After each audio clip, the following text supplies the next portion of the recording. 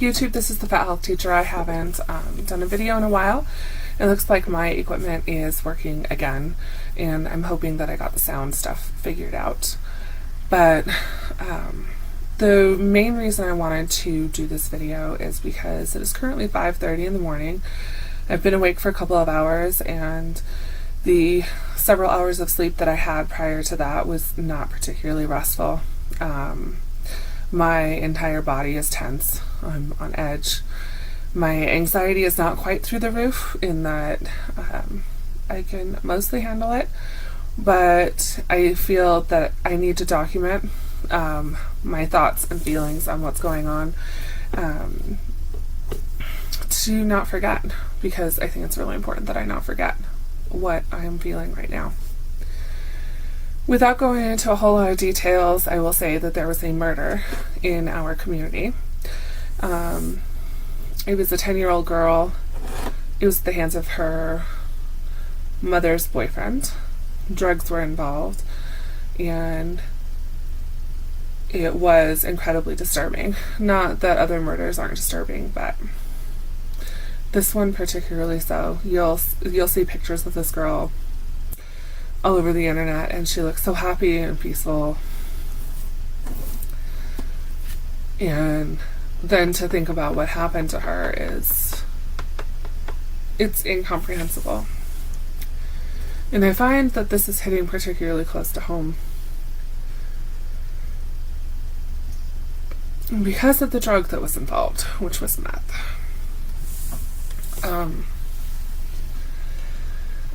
If you know me in real life, you know that I am not prone to hysteria. I am not a person who parents out of fear. So I actually let my son do a lot of stuff that other parents would be really concerned about. He's allowed to explore. He's encouraged to explore. I don't want him to be afraid to go out and do stuff. And part of this is because most times when something bad happens to a child, is at the hands of a loved one. In this case, it was a mother and her boyfriend and his cousin. In other situations, it's the parent themselves. It's not a stranger. It's not some random person who's kidnapped them, or assaulted them in the bathroom, or anything like that. It's somebody that they trusted, somebody that they were close to. And one of the reasons this has hit me so hard is because my son's father is an addict. He is an alcoholic, and there have been times when he has made choices that he later tells me he could not control, that he has done things and he felt compelled to do them. And this is a terrifying idea.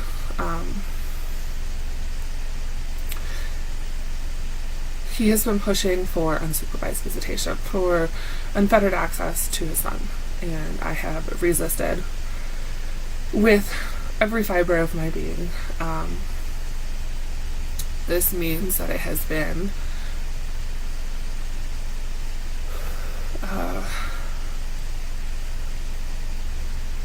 I want to say 2 years since he has seen his son without somebody else watching him. And it's events like today, like my reaction today to the events of Wednesday, that are the reason for that. He promises me that he would never hurt our son, that he would never allow anything bad to happen, despite how drunk or high or out of touch with the reality he was, that he would always put our son first. And I can't imagine, or I imagine that the mother of this child who was killed probably said the same thing, had similar things at the very least.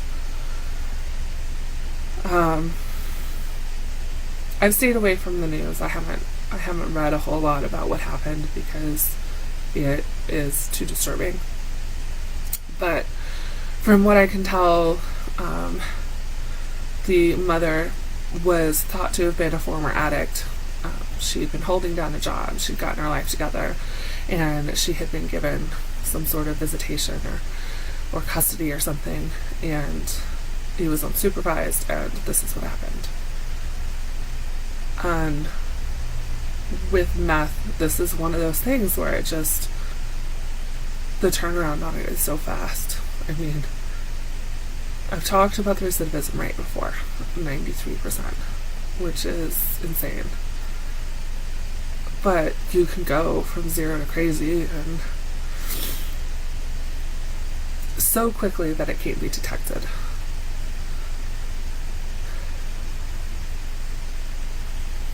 This comes on top of an interaction that I had with Bob over the weekend, last weekend, in which he was attempting to convince me that there was this huge conspiracy against him, that people were actively sabotaging him, that there may have been a case of identity theft. And he brought all this evidence to show me. We met in a public place, and he brought all this evidence because he wanted to convince me that this reality that he saw was indeed reality, and I didn't see it. Now, it's possible that there is a conspiracy, but if there is, it's so big. It's so big, there's not anything I could do.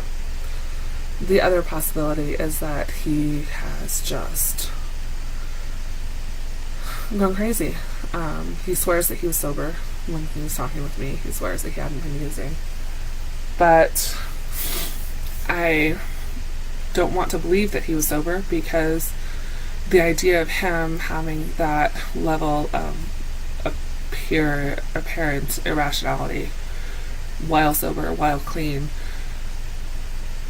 makes me even more worried about how he would behave if he were high. And it would not be hard, I don't think, not having been an addict, I don't know, but I don't imagine that it would be difficult to convince myself, if I were an addict, that I can control it this one time, and that it's okay, and that even if I'm going to see my son,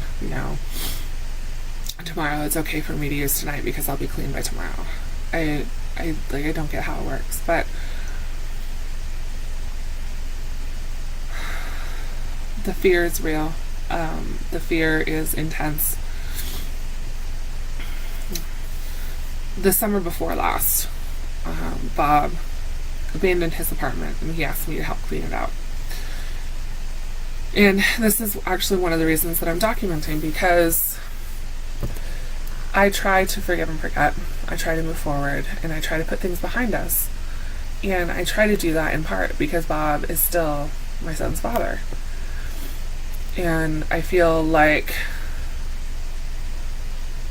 there should be some sort of interaction, even though I'm afraid of what that interaction will be, which is why I insist on supervised visits. Whether it be supervised by myself or by a member of the court, I feel like it has to be supervised. And anyway, back to cleaning out the apartment. It was so disturbing that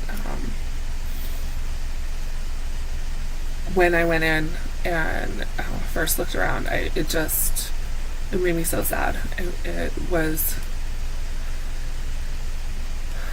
There was drug paraphernalia, clothes scattered all over the place. It was a level of disgust that I can't explain. I ended up pretty much throwing everything out. I couldn't tell what were his clothes, what belonged to the women that he had brought over. The probably most disturbing part, as I'm reflecting on it now, is that there was evidence that there were children there.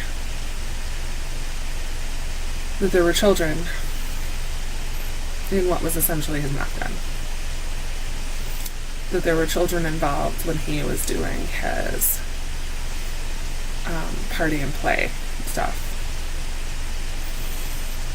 And I don't know where those children are. I don't know if they're happy, if they're abused, if they're dead. I don't know.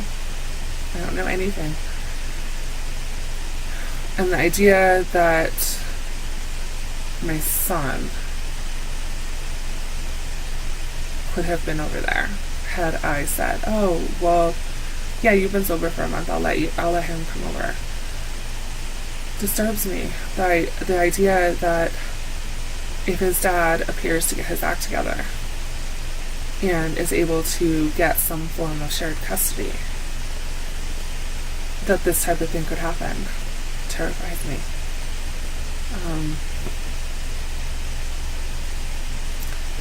I don't need to take somebody else's problem and make it my own, because I can't imagine what her family is feeling right now.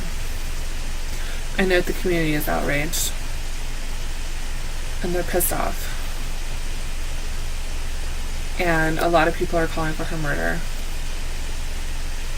I've seen little bits of things saying that she was probably abused and all of that, and I'm referring to the mother here. And this is something that Bob has used as a rationale, that he had a hard life, and I'm not saying that it was an easy life, that he has a lot of stuff that he needs to cope with, that he has mental disorders that need to be medicated and treated, that type of stuff. But this whole thing just disturbs me on a level I wasn't expecting. It feels like so many people are hurting each other nowadays, and it's coming from people that they should be able to trust. It's family, sometimes it's cops, and it's getting harder and harder to believe the best in people. And what I need to do is not lose my resolve.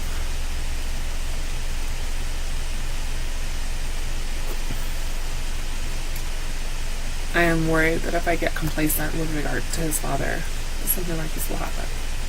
Even if his father wasn't intending it. Even if it's not intentional.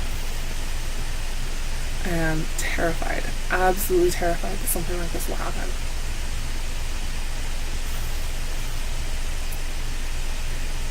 I have people telling me it will never happen. Because the father will not ever have one-on-one unsupervised time. But I also know that there's that potential that his father will get clean and that he will get it together. And the courts will say he deserves it. He's done what he needs to do. He's paid for his crimes. He's paid for his mistakes. And I'm terrified.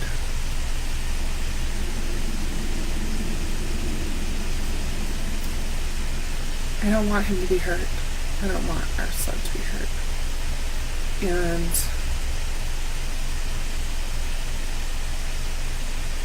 even if his father cleans up, which is something that seems to be less and less likely,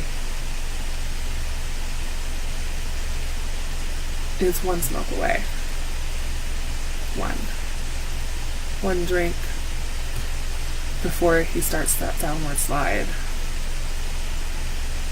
before those compulsions hit, and he makes choices that he hadn't intended to make, that he felt like he couldn't not make. I don't know where I'm going with this.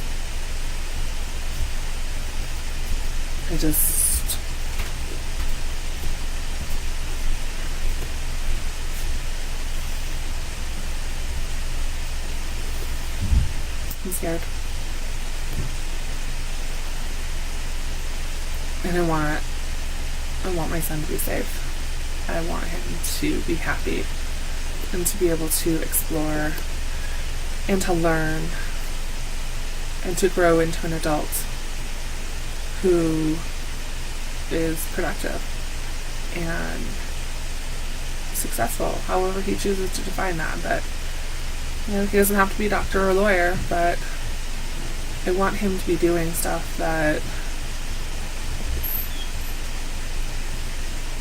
is going to be beneficial for him, that he's going to be able to make a living at, that he's going to be happy doing. And I'm afraid for him. Anyway, I had a really busy day. I'm supposed to get up in a couple hours and do some stuff for Home Depot because I have stuff to do around my house, and I got to do some reading for school because I love to learn. This is depressing, and I'm actually surprised I haven't cried, because it feels like I've been doing a lot of that the last couple of days. But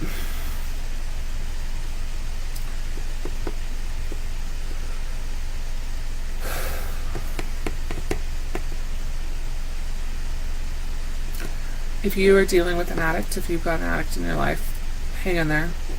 Don't forget. Don't ever forget. Because one of the things that I'm noticing is that he can sound very calm, and he can sound very nice, and he can sound very rational, and he can sound like he's got all of it together. And it can be gone like that. It can, and it has been gone just like that. I don't know.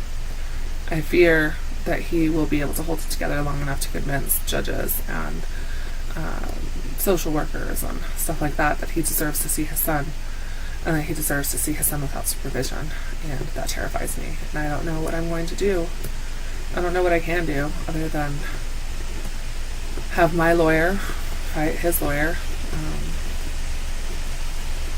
and hope that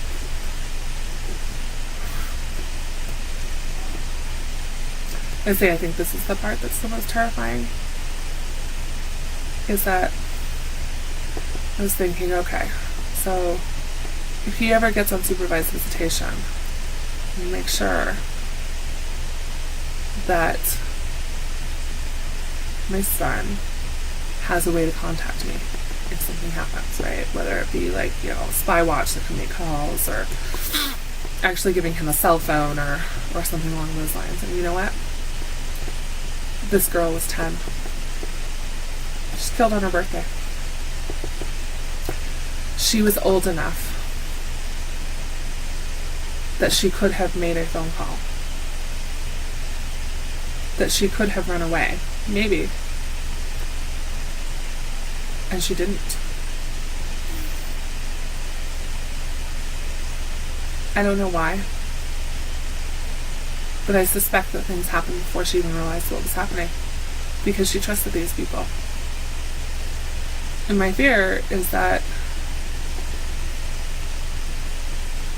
he gets unsupervised visitation, and even though I give Odin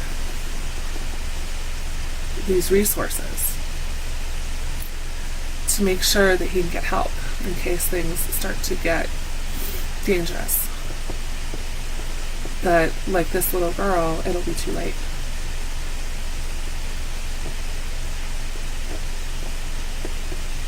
And I don't know what to do with that.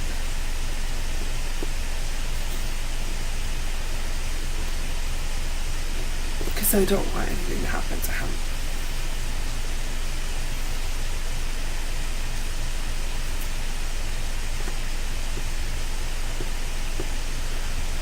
That's it. It's the Fat Health Teacher signing out. I am going to post this because I think it's important for people to understand. And it's not going to be pretty. It's a little windy. But I'm also going to post this because I need to remember. I need to remember when I start to trust. Because I don't know if you can ever trust an addict again.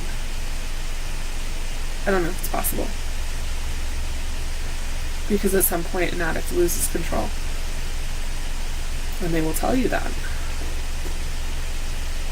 And that's the part I'm afraid of. This is the Pet Health Teacher signing out. Good night.